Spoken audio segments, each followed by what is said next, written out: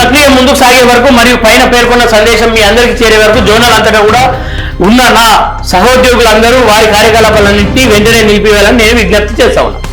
ఇది పోలీసులను ఏదైతే ప్రభుత్వాలకు అలాగే ప్రజలందరికీ కూడా చేరే వరకు మనం ఎట్లాంటి కార్యకలాపాలు చేయబోకూడదని చెప్పేసి ఏవైనా కార్యకలాపాలు ఉన్నటువంటి కార్యకలాపాలను ఎక్కడిదక్కడ నిలిపివేయాలని చెప్పేసి వాళ్ళలో ఉన్న మావోయిస్టులు అందరికీ కూడా వాళ్ళు విజ్ఞప్తి చేస్తాం.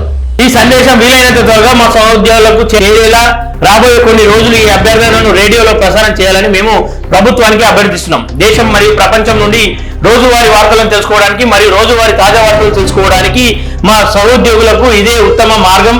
మాకు వేరే అత్యాధునిక మాధ్యమం లేదు. రేడియో ఏదైతే ఉంటుందో రేడియో ద్వారానే మేము ఏవైతే అప్డేట్స్ ను తెలుసుకునే ప్రయత్నం చేస్తాం.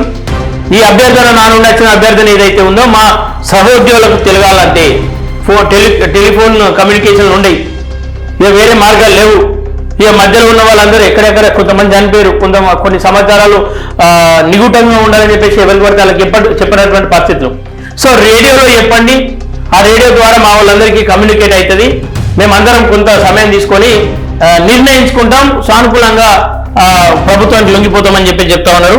ఈలోగా 3 రాష్ట్రాల ప్రభుత్వాలు కొంతమంది ప్రజాప్రతినిధులు మరియు జర్నలిస్టులతో సమావేశమయ్యే అవకాశాన్ని మాకు ఇస్తాయని మేము ఆశిస్తున్నాం. తద్వారా మేము త్వరలోనే సామూహికంగా ఆయుధాలను త్యజించి ప్రభుత్వం పునరావాసన ప్రణాళికను అంగీకరించడానికి ఒక నిర్దిష్ట తేదీని ప్రకటించగలం. అయితే పేర్కొన్న తేదీ వరకు భద్రతా దళాలు తాత్కాలికంగా కార్యకలాపాలను నిలిపివేసి ప్రభుత్వం ఈ ప్రక్రియను అనుకూలమైన వాతావరణాన్ని సృష్టిస్తేనే ఇది సాధ్యమవుతుంది. ఈ పిటిషన్ జారీ చేసిన తర్వాత మేము ప్రభుత్వ ప్రతిస్పందన కోసం కూడా వేచి ఉంటాము. వారు రాబోయే కొద్ది రోజులు సాయంత్రం ప్రాంతీయ వార్తా ప్రచారాన్ని ముందు రేడియోలో మా ప్రకటన మరియు వారి ప్రతిస్పందనను ప్రసారం చేయడం మంచిది. తద్వారా అది మా సహచరులకు వీలైనంత త్వరగా చేరుతుంది. ఏదైతే మనం నిర్ణయం తీసుకుంటామో అదంతా కూడా రేడియోలో ప్రచురణ చేస్తే మా వాళ్ళందరికీ చేరవేరుతుంది. అలాగే దీనికంటే ముందు కొంతమంది ప్రజాప్రతినిధులు కావచ్చు, మీడియా జర్నలిస్టులను కూడా మేము కలిసే అవకాశం మాకు కల్పిస్తే వాళ్ళని మా దగ్గరికి, ఎందుకంటే ఇప్పుడు కరెగుట్టలోకి ఎవరు పడతారు ఓనికి లేదు, ఇంకొన్ని ప్రాంతాలకు ఎవరు పడతారు ఓనికి లేదు.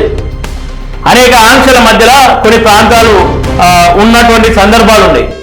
ఎందుకంటే అక్కడ ఏం జరుగుతుంది తెలుసుకునే ప్రయత్నంగా జర్నలిస్టులు పోతే వాళ్ళని అరెస్ట్ చేసే ప్రయత్నం, లేదంటే అక్కడ నుండి పంపించే ప్రయత్నం చేస్తా ఉన్నారు. అవాస్తవాలను బయట ప్రపంచానికి తెలియకుండా చేస్తా ఉన్నారు. ఎందుకంటే ఇక వాళ్ళు రాసిందే రిపోర్ట్, వాళ్ళు చేసిందే ఎన్కౌంటర్, వాళ్ళు చేసిందే సమయం అన్నట్టు, అంటే ఇక వాళ్ళు చేసిందే పండుగ, వాళ్ళు చేసిందే సావన్నట్టు అయితే లోపల మొత్తం.